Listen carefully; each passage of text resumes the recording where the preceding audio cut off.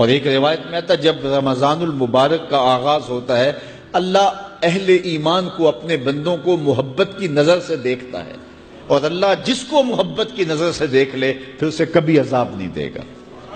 اللہ اکبر۔ تو یہ روزہ دار کے لیے اللہ کی کرم نوازیاں ہیں، اللہ کی رحمتوں کے اجالے ہیں جو اس کے اوپر برستے ہیں۔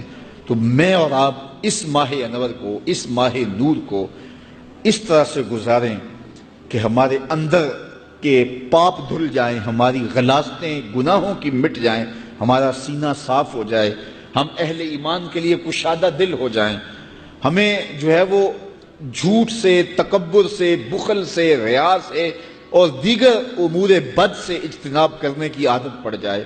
روزہ جو سکھانا چاہتا ہے ہم وہ اس سے سیکھ لیں، اور روزے کی برکات ضبط نفس کی صورت میں ہمیں نصیب ہو جائیں، تو ہم روزے کے بعد بھی، ماہ سیام کے گزرنے کے بعد بھی ایک نئی زندگی لے کر، ایک تازگی لے کر، ایک نور و روشنی لے کر کے جو ہے وہ معاشرے کے، اسلامی معاشرت کے ایک اہم فرد کی صورت کے اندر جو ہے وہ سامنے آئیں۔ تو اللہ اس ماہ سیام کی برکتیں ہمیں نصیب فرمائے۔ ہر سال مہینہ آتا ہے، گزر جاتا ہے، ہم پورا مہینہ بھوک کاٹتے ہیں اور پھر وہاں کے وہاں ہی کھڑے رہتے ہیں، تو پھر ہمیں سوچنا چاہیے، لیکن اگر تبدیلی آتی ہے تو پھر شکریہ ادا کرنا چاہیے۔ آج کی اس تاریخ میں ہم عزم کر کے اٹھیں کہ ہمارا یہ ماہ سیام ہماری زندگی میں ایک سنگ میل ثابت ہوگا، اور ہم ایک نئے باغپن کے ساتھ، نئے عزم کے ساتھ یہ مہینہ گزاریں گے اور ضبط نفس سیکھیں گے۔ اس مہینے سے روزے دار کو اللہ کی خاص رحمت نصیب ہوتی۔ ایک حدیث میں آتا ہے کہ روزے دار کو دو خوشیاں نصیب ہوتی ہیں۔ ایک خوشی اسے تب ملتی ہے جب وہ روزہ کھولتا ہے، جب سارے دن کی بھوک اور پیاس کاٹنے کے بعد شام کے لمحے ہوتے ہیں اور پھر روزہ منزل تک پہنچتا ہے، تو کس مسرت اور خوشی اور سرشاری کے عالم میں روزہ دار ہوتا ہے کہ شکر ہے کہ اتنی لمبی اور اتنی سخت گرمی کے ماحول کی شدت کے باوجود اللہ تعالیٰ نے مجھے روب منزل کیا، تو اس وقت ایک احساس اس کے ساتھ جڑا ہوتا ہے، اور پھر جب وہ ٹھنڈا اور میٹھا مشروب اپنے کام و دہن میں ٹپکاتا ہے اور وہ ٹھنڈا میٹھا مشروب اس کی رگوں کو تر کرتے ہوئے معدے کی طرف بڑھ رہا ہوتا ہے، اس کی زبان بولے نہ بولے دل اللہ کا شکر ادا کر رہا ہوتا ہے، اس کا ایک ایک عضو بدن رب کا شکرانہ ادا کر رہا ہوتا ہے۔ وہ ٹھنڈا اور میٹھا مشروب رگوں کو تر کرتا ہوا آگے بڑھتا چلا جاتا ہے، لیکن شکرانے کا وہ پیکر بن جاتا ہے۔ وہ ایک مسرت، ایک خوشی کا عالم ہوتا ہے کہ روزہ بھی نب گیا، سارے دن کی تکلیف بھی کٹ گئی، اور اللہ نے مجھے افطار کے لمحوں تک پہنچایا۔ فرمایا روزے دار کو ایک خوشی تب ملتی ہے جب وہ روزہ کھولتا ہے، وَفَرْحَةٌ عِنْدَ لِقَاءِ رَبِّهِ، اور دوسری خوشی روزہ دار کو تب ملے گی جب روزے کے صلے میں اللہ اپنا دیدار عطا فرمائے۔ بنی آدم کے جتنے بھی عمل ہیں 10 سے لے کر 700 گنا تک اس کا ثواب اولاد آدم کو اس کا دیا جاتا ہے۔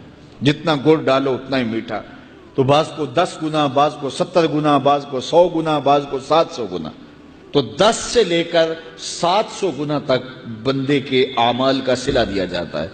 لیکن میرے حضور نے فرمایا لیکن روزہ جو ہے اللہ فرماتا ہے وہ میرے لیے ہے اور اس کا اجر میں خود عطا کروں۔ جب وہ خود عطا کرے گا تو کتنا عطا کرے گا؟ سخی اتنا بڑا ہو تو پھر کیا عطا کرے گا؟ بلکہ بعض نے اس کو عجزی ہی کی بجائے عجزہ پڑھا ہے بصیغہ مجہول، کہ روزہ میرے لیے ہے اور اس کی جزا میں خود ہوں۔ باقی اعمال کی جزا جنت ہے، جنت کی نعمتیں ہیں اور بہت کچھ ہے، لیکن روزے کی جزا میں خود ہوں۔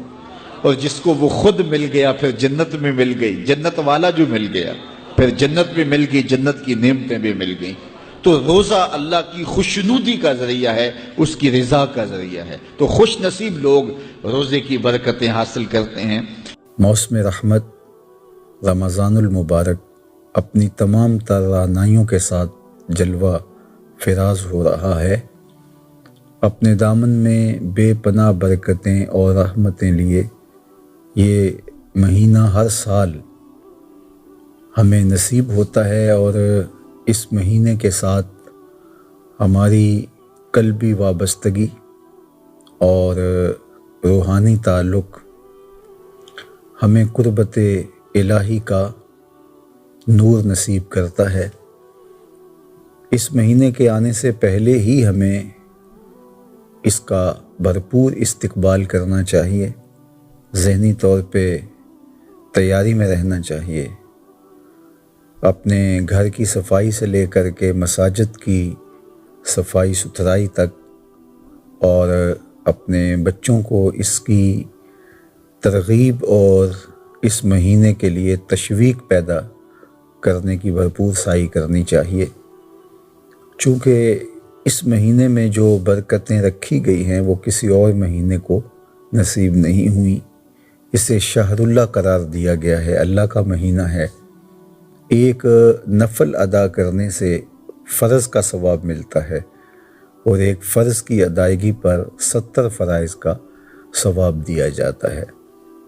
اس مہینے کی آمد ہمارے لیے اللہ تعالیٰ جل شانہ کا بہت بڑا احسان اور انعام ہے، اور ہمیں اس مہینے کو بھرپور مستعدی کے ساتھ، بھرپور شوق و ولولے کے ساتھ، عبادات کی کثرت کے ساتھ، قرآن مجید کی تلاوت کے ساتھ اور دیگر اعمال خیر کی بجا آوری کے ساتھ بسر کرنے کی ترتیب دینی چاہیے۔ ہم سمجھتے ہیں کہ اس مہینے میں تہذیب نفس اور تزکیہ باطن کا جو سامان رکھا گیا ہے، اگر ہم اس مہینے کو اس کے آداب کی رعایت کے ساتھ بسر کرتے ہیں تو ہمارے اندر کی صفائی اور باطن کی تنظیف کا بہترین ضامن بنتا ہے یہ ماہ نور۔ ہمیں اپنی تربیت باطن کے لیے، تقوی کے حصول کے لیے، جو کہ اس مہینے کا تحفہ خاص ہے اور روزے کا مقصد نور ہے، حاصل کرنے کے لیے دن رات کوشاں رہنا چاہیے۔ صلاۃ التراویح کی ادائیگی، قرآن مجید کی تسلسل کے ساتھ تلاوت، تہجد کی ادائیگی اور دیگر اعمال خیر کی بجا آوری خاص طور پہ ہمیں کرنی چاہیے۔ سحری اور افطاری کے مبارک لمحوں کو ذکر و فکر کے ساتھ جوڑ کر کے ہمیں گزارنے چاہیے۔ ہر وہ چیز جو خرافات کے زمرے میں آتی ہے اس سے مکمل ہمیں اجتناب کرنے کی ضرورت ہے، اس مہینے کی برکتوں سے محروم نہ رہیں اور اس کے دامن سے وابستہ نور و نکہت کو اپنے من میں سمونے کی کوشش کریں۔